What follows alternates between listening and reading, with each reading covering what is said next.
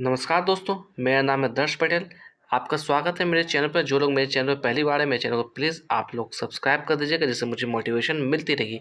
आज का जो टॉपिक हमारा रहने वाला है, सिंपल सा टॉपिक है। मान लीजिए आप जॉब करते हैं या फिर आप छोटा मोटा बिजनेस करते हैं, कुछ भी करते हैं, या फिर एक अच्छे पोस्ट पे आप जॉब करते हैं।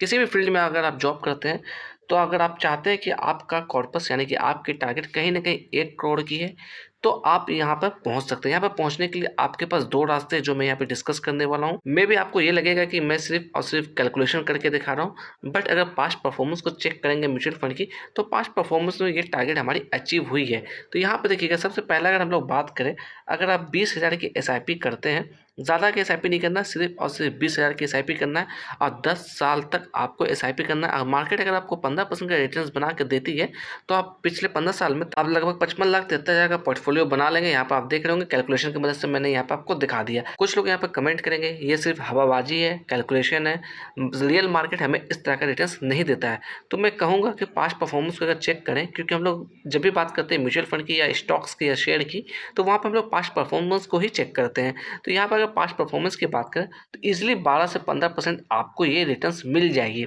अगर मैं बात करूँ किस फंड के अंदर, तो यहाँ पर मैं स्मॉल कैप फंड की चर्चा कर रहा हूँ। तो पहला जो आपको करना है, 20,000 की एसआईपी करना है 10 साल के लिए। 15% की रिटर्न अगर मिलती है, तो आपको 55,73,000 का पोर्टफोलियो बन गया। अब आपको नेक्स्ट क्या करना है, अब आपको लमसम करना है। कितने अमाउंट का, तो यहाँ पे देखिएगा, आपको लमसम कर देना है तकरीबन 11 लाख रुपए का। इसे भी करना है आपको 10 साल के लिए।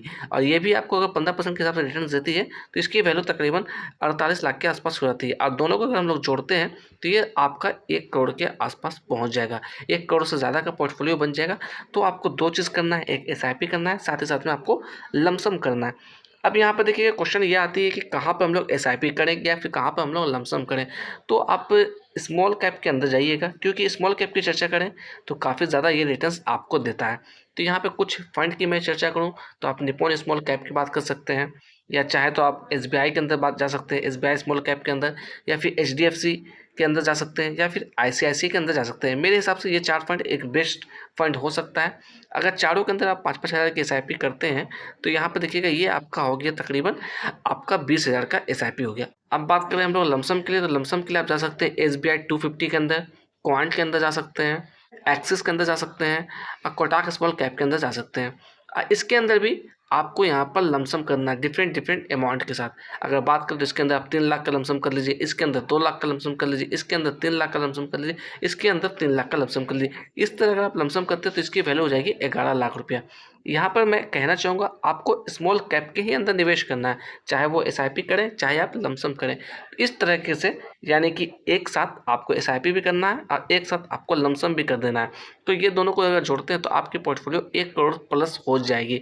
तो 10 साल के अंदर आप कहीं न कहीं अपने टारगेट पे पहुँच जाएँगे। अगर यहाँ पे बात करें इन्वेस्टमेंट अमाउंट की, तो देखिएगा, लमसम का मैं यहाँ पर प्लान दिखा रहा हूँ। एसबीआई स्मॉल कैप की बात कर रहा हूँ। 11 लाख अगर किसी ने 10 साल पहले लगाया होता, लमसम क्या होता, उसकी वैल्यू आज के डेट में बन गई है 55 लाख रुपया। अगर हम लोग एसआईपी की भी बात कर लें एसबीआई स्मॉल कैप के अंदर ही, तो देखा जाए यहाँ पर नंबर ऑफ इंस्टॉलमेंट हमारा 120 हो जाएगा, 24 लाख का टोटल इन्वेस्टमेंट हो जाएगी।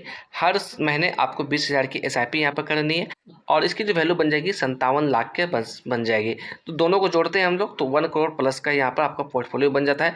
अगर यहाँ पर बात करें, तो देखिएगा 2016 की बात करें, यानी कि पिछले 10 साल से बात करें, तो 2016 में अगर बात करें इस फंड की, तो एनएवी थी सिर्फ और सिर्फ 35 रुपया 88 पैसे के पास। थोड़ा स्क्रॉल करके अगर हम लोग नीचे आते हैं, टाइम टू टाइम देखा जाए, यहाँ पर देखते हैं साल 2021 के अंदर 88 रुपये की बन गई, साल 2021 के अंदर देखिए 102 रुपये की बन गई।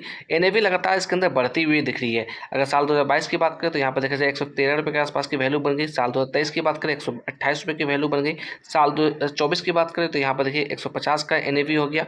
इस तरह से लगातार इसकी एनएवी बढ़ती चली गई। अगर यहाँ पर हम लोग बात करें लगभग साल 2025 की बात करें, तो देखिएगा 172 रुपये के पास एनएवी आ गई।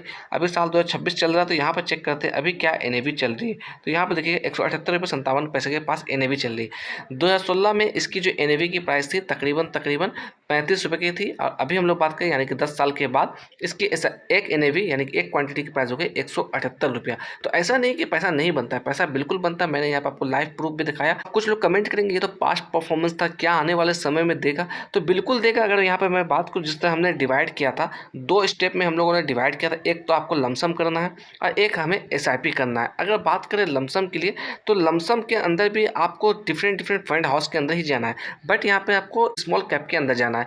अगर टोटल हम लोग बात कर लेते हैं, इसके अंदर हम लोगों ने 4 कंपनियां ली थी 5-5 हज़ार की। अगर हम लोग एसआईपी करते हैं यहाँ पर 4 कंपनियों के अंदर, मैं यहाँ पे कहना चाहूँगा ज़रूरी नहीं कि आपको इन्हीं फंड के अंदर निवेश करना है। आप खुद से भी स्टडी कर सकते हैं, खुद से अध्ययन करिए, तब कहीं ना कहीं आप निवेश करिए। पहले हो सकता है आप 100 रुपये से एसआईपी करना चालू करिए। अगर कभी भी एसआईपी आपने नहीं किया है तो 100 रुपये 200 500 से एसआईपी करना चालू करिए। उसके बाद आप अपनी अमाउंट को बढ़ा सकते हैं। पहले जांचिए परखिए, उसके बाद निवेश करिए।